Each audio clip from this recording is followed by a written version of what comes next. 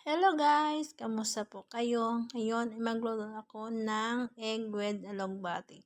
Ayan guys, ginisa ko yung kamatis, onion at saka garlic. Pero bago yan guys, nilaga ko muna yung itlog.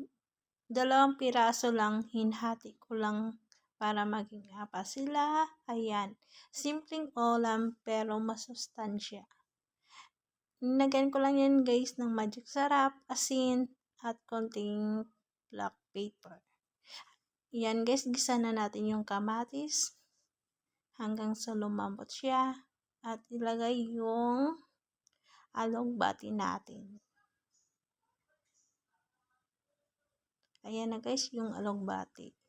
Pag lumambot na yung alugbati, lagay na lang natin yung itlog.